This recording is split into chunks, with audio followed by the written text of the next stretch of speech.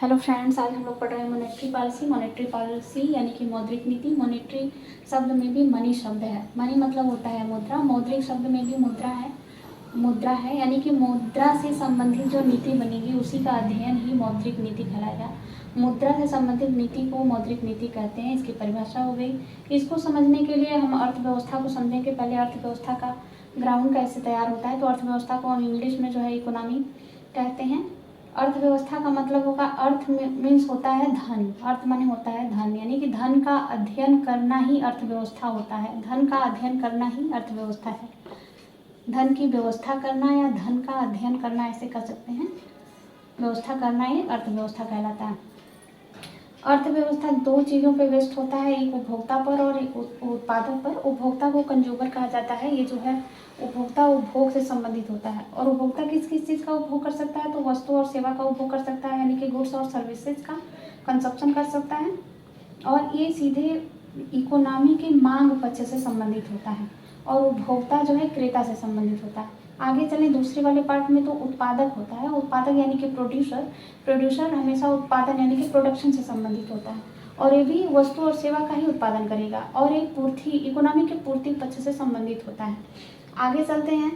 अब धन की व्यवस्था का अध्ययन सबसे पहले किसने किया था, तो एडम स्मिथ ने किया था। एडम स्मिथ ने किया था। इन्होंने अर्थशास्त्र को धन का विज्ञान कहा। धन का विज्ञान कहा। इनकी एक पुस्तक आई थी 1776 में। 1776 में इसे वेल्थ ऑफ नेशन कहा जाता है। और इन्हें अर्थशास्त्र का जनक भी यही है। अर्थशास्त्र के जनक की बात करें,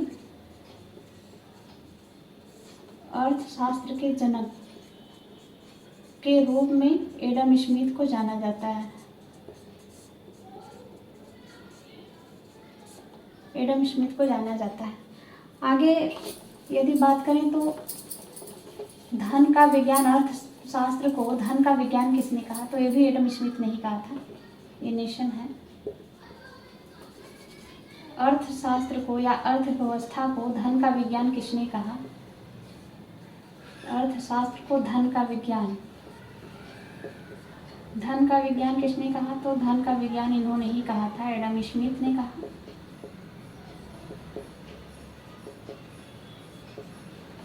अर्थशास्त्र को चुनाव का विज्ञान कहा किसने, चुनाव का विज्ञान किसने कहा, तो अर्थशास्त्र को चुनाव का विज्ञान रॉबिन्सन ने कहा था। और अर्थशास्त्र को कल्याण का विज्ञान किसने कहा, कल्याण का विज्ञान, वो कल्याण का विज्ञान कहा मार्शल ने।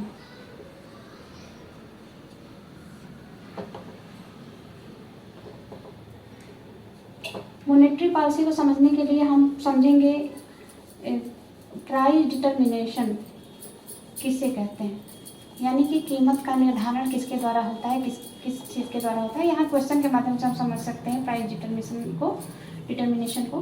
तो क्वेश्चन हमारा है कि कीमत का निर्धारण किसके द्वारा होता है, कीमत का निर्धारण किसके द्वारा किया जाता है, निर्धारण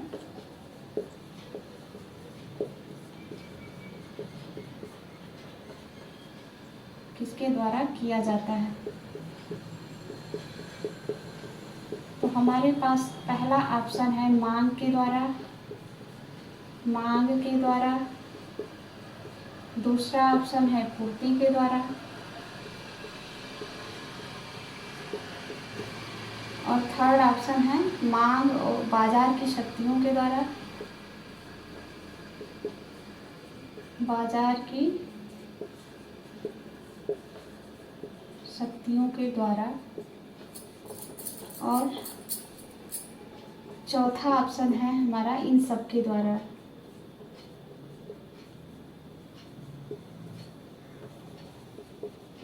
सबके द्वारा।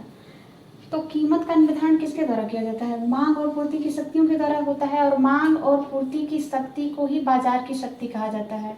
इसको दोनों को मिला के बाजार की शक्ति कहा जाता है। मार्केट फोर्स, इसको कहेंगे मार्केट फोर्स। तो मांग के द्वारा भी होता है, पूर्ति के द्वारा होता है, बाजार की शक्तियों के द्वारा होता है। तो हमारा ऑप्शन चौथा सही हो जाएगा, इन सब के द्वारा। और बाजार शक्ति, बाजार की शक्ति, इसको जो है इसको सपोर्ट किया सबसे पहले एडम स्मिथ ने। एडम स्मिथ के द्वारा इसका सपोर्ट किया जाता है। और एक पूंजीवाद से संबंधित पूछता है क्वेश्चन कि किससे संबंधित है एडम स्मिथ, तो ये पूंजीवाद से संबंधित है।